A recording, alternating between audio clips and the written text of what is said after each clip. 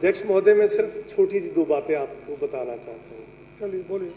13 साल का बच्चा था जी, जो कि दर दर थानों में अपनी मां के साथ चक्कर काटता रहा। हर थाने में जाके लाश के चेहरे उठा उठा के देखता रहा कि कौन सा उसमें उसका पिता है। हर थाने का चक्कर काटा जी, और वो बेटा आपके सामने खड़ा हुआ है आपके साथ। ये 13 साल का बेटा आज 43 साल का हो गया, लेकिन इंसाफ आज तक नहीं मिला। आप आज मेरी 72 साल की मां से जाके पूछिए, कैसे हर थाने में जाके एक एक लाश का चेहरा उठा के देखा था। कितनी मुश्किल, कितना दर्द सा होगा। ये दर्द अगर जर्नैल के सीने में बस रहा है तो यहां तो हमने सहा है, खुद सहा है इसको। इन सरकारों से बिल्कुल नाउमीदी हो गई थी, बिल्कुल नाउमीदी हो गई थी कि इंसाफ मिलेगा। सोच लिया था किसी तरीके से कमा के यहां से निकल जाएंगे, लेकिन सिर्फ बिजनेस की तरफ ध्यान था। लेकिन आम आदमी पार्टी का आंदोलन जब शुरू हुआ, वहां एक विश्वास पैदा हुआ जब अरविंद ने वहां पर निर्प्रीत कौर के आंदोलन में खड़े होकर कहा कि मैं इनका इंसाफ दिलवाऊंगा। विजेंद्र गुप्ता जी भी वहां पर आए थे।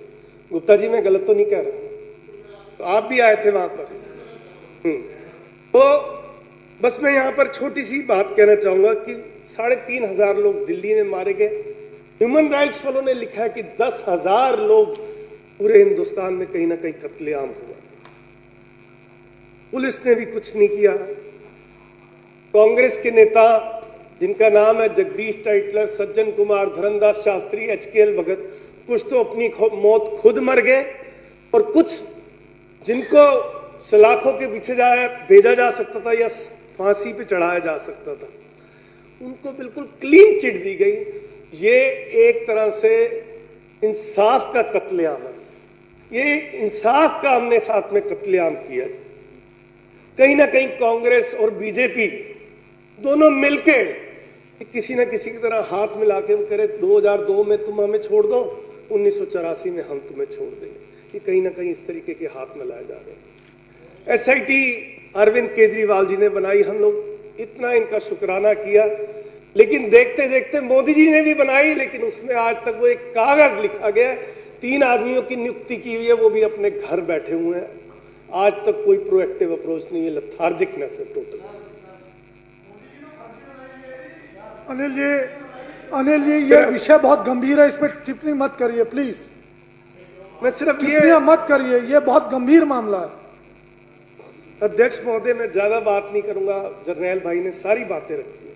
बस मैं आपसे ये गुजारिश करना चाहूंगा कि अगर इनके सीने में भी दिल है, ये 3 जो मेरे भाई ये विपक्ष में बैठे, अगर 3 के दिल में अगर दिल धड़कता है तो हमारे साथ चल के 70 के 70 हम मोदी जी के पास जाके बात करते हैं कि आपने बोला था जी मैंडेट आएगा। बीजेपी ने अपने मैनिफेस्टो में लिखा हुआ है कि 1984 के दंगों को हम इंसाफ दिलवाएंगे। हम 70 के 70 चलते हैं कि 1 साल बीत गया, अब तो कुछ कर दो इसमें, इसके अंदर कुछ तो। आज अगर ये स्टेप कहीं हो जाता है तो हिंदुस्तान की आवाम, जिस तरीके भाई ने बताया कि 40,000 दंगे फेस किए उन्होंने, उनमें से एक को भी इंसाफ मिल जाएगा तो कहीं ना कहीं हमारा विश्वास पैदा होगा कि सरकारी तंत्र और जो हमारी जुडिशरी है कहीं ना कहीं हमें इंसाफ दिलवा सकती है। मेरी आपसे यही गुजारिश है कि हम 70 के 70 आज ही यहां पर तय करें कि हम लोग मोदी जी के पास चले। अगर वाकई उनके दिल में कहीं दर्द है 1984 के कत्लेआम के लिए, तो वो कहीं ना कहीं इस पे एक प्रोएक्टिव अप्रोच और एक कॉन्क्रीट कुछ ना कुछ करके दिखाएंगे। धन्यवाद।